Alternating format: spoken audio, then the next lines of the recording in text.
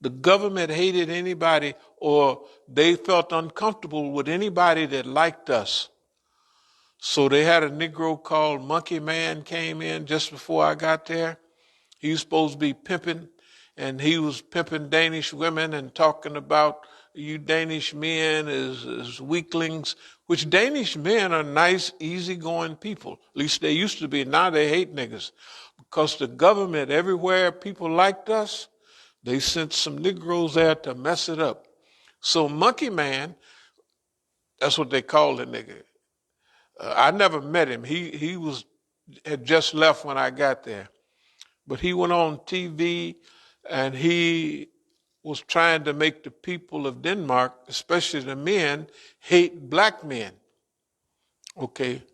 So, and then cause the Negroes, they go on with white girls, they was putting a little extra juice in whatever they was doing. And so the people actually they got along very well together.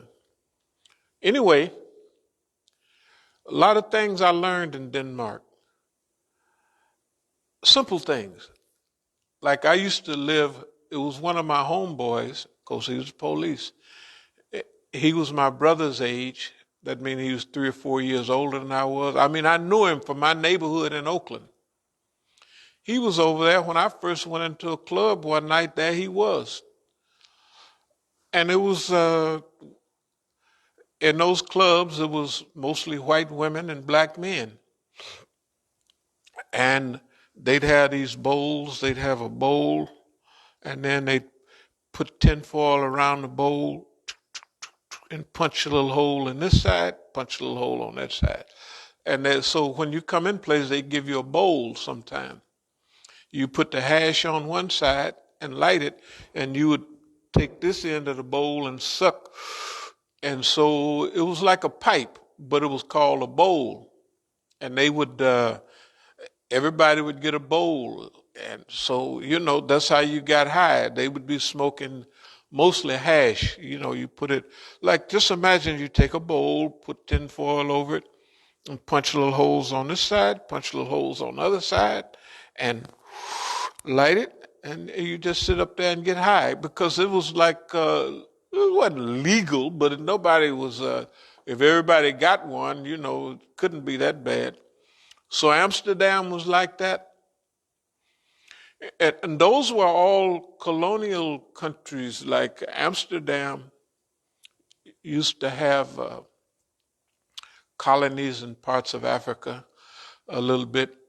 And but the young people were totally against all of that. And it was a nice environment. Anyway, let me get back to what I was talking about.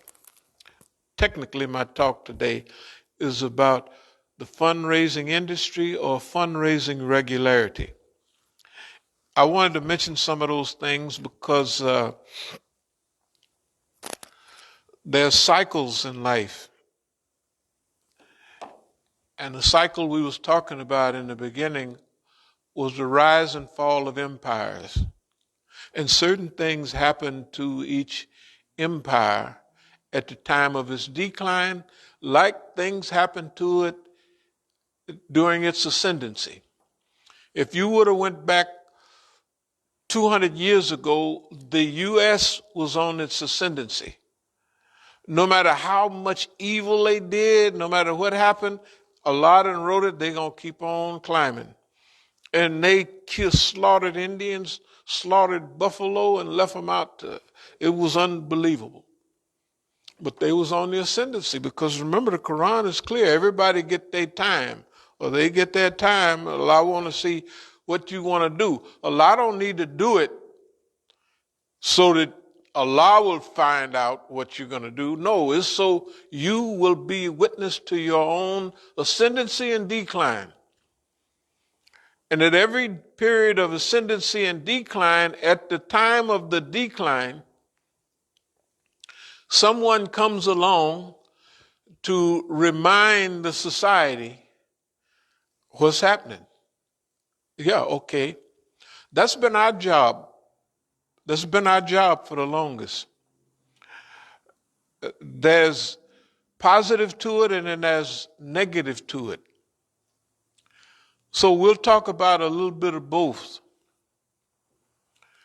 When I went over to Sudan some years ago, the guy on over WPFW, Askia Muhammad. You ever heard of Askia Muhammad? Yeah. Askia Muhammad, as probably a program that you might have never seen, it was from 2001. And 2001 is when we did a program down at Press Club, 2001. I don't know if you ever seen that. Oh, it was a program where Muhammad Al-Asi spoke. Okay, a lot of people spoke. Okay, now remember, I'm giving a lot of historical things. Certain things happened from that. There was a program over there in Virginia, and I was coming down the steps, and then I met one of the Imams, Arab from Cleveland. He was speaking to me very nice and everything.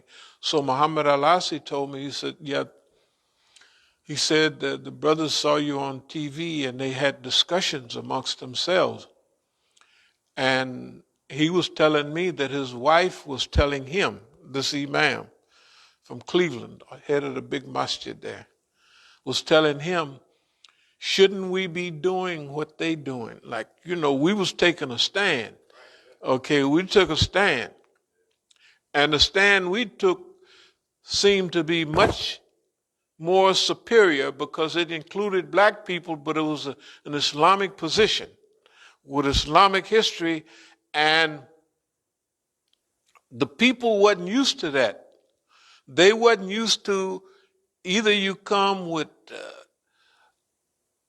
super duper black, like what's the name there, the other people who was on there, this black stuff. Okay, but it didn't it didn't knock nothing out of the box.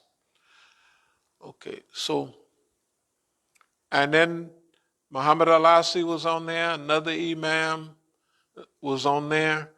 But everybody remembered what I was saying. That's why during the question and answer, I don't know if that was on too, but they asked me a lot of questions and the point is this. That was a key period because at that time I mentioned about W.L. Nolan that'd been killed in the yard in Soledad. W.L. Nolan was a friend of mine, and he was associated with George Jackson. In fact, he would be considered the person that gave George Jackson and Fleeta Drungle manhood training. Because W.L. Nolan was a good fighter. His brother Cornell Nolan was a big fighter. But they, you get involved in colored living, they start drinking, and then, they was just known in our neighborhood. And I was in a joint with, it was a kiddie joint, FRS, Frico Ranch School for Boys in 57. W.L. Nolan was there, and W.L. Nolan was my best friend's cousin, who was a boxer too. Okay, make a long story short, when we went over to the Sudan, it was a group of preachers that they wanted to, that's when the Sudan, when they was having the stuff about female genital mutilation and slavery in the Sudan. Now, if you mention, first of all, that was 2 points that black people wanted to just squash. Number one, if you tell a black woman that you're going to clip around on her vagina when she accepts Islam, they ain't going for it. The next thing is slavery in the Sudan. I don't know if you remember that. It was a long time ago. Slavery in the Sudan. That was all the news, is slavery in the Sudan. So we went with a group of preachers from this area, Baltimore and all around, and they took a group of preachers over to Sudan to see for themselves. Because see, it was white folks would go over there, or they would send money, and the white folks would go around it was a big game that the brothers was playing on. So the white Christian organizations was hooked up to free slaves in the Sudan. So today, me and you might go, me and you are brothers, regular blood brothers, and today you bring me. How much you give me for this nigga? This is my slave. You're telling them. And so while we're free, we'll give you $500. Now $500 might as well be 5 million in the Sudan. The next day I come and I got you. How much you give me for this nigga here? This is my slave. And they ran that game, like here's white folks with all this money. So they wore them crackers, those Europeans out with that issue of slavery in the Sudan. So when we went over there, they said, man, I can go get some money. We can go get money right now. So they said, they was talking about how Christians was being oppressed and what have you. And right along the Nile, Durman is over here and Khartoum is on this side. Right next to the State House is the biggest church in the Sudan. And so if the Muslims if the Muslims were oppressing the Christians, why all the Christians from the south was running to the north for liberation? It didn't make sense. So anyway, we had a good time over there. But when we went, it was a brother that had heard that lecture. Askia Muhammad had heard that lecture that I gave down at the press club. And so we was talking all the time. See, he used to be the editor of Muhammad Speaks way back when. And I used to talk to him about it from time. So he said, yeah, he said, when I saw you give that lecture and you talked about W.L. Nolan and all those people, he said, that was my first assignment in 1968 when I went to California for Muhammad Speaks. He said, that was my first assignment, that case. And so when I talked about it, he just got juiced up. Now, on that trip to Sudan, him and I spent all the time together because we was talking about all the old ministers and all of that stuff from back in the day. Nobody else, he couldn't talk to nobody about that stuff. But he and I could talk about it in detail. Oh, you remember so-and-so? Yeah, it was this, that, and another. And from that period, that was nobody, you could ask him right now. He's still over WPFW, I think.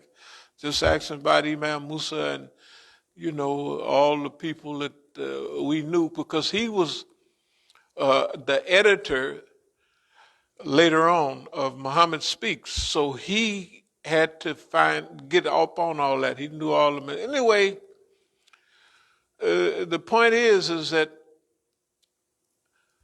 the arena that we're playing in right now, only a few people understand that arena. And that's what we want to talk about today. The arena that we're playing in. And that's something very important. The first thing is that we're not like CARE and like those Muslim, what's the name? Muslim Legal Fund, yeah. We're not like them. And now everybody knows that. And this thing about timing and when to do things, see, there are certain things that we might know, but Allah is in charge of all the timing and how everything has to, now as we move to the forefront. Example, fundraising. I'm going to write up one of the things like we've been writing up before. And so probably not every night, but at least a minimum of 3 nights a week. I'm going to go out to different mosques and pass out flyers. I might have a box, but I'm going to pass out flyers. Each flyer will have a picture. So by the time we get into stuff, it'll be back, we'll be back on the front page. That's why we always put pictures on our flyers so that people will recognize that it's not just a name, it's some face that goes with that name. And then there's certain behavior patterns. The behavior pattern that we've exhibited, I'll just show some of them. We already know them, but it's been pretty serious.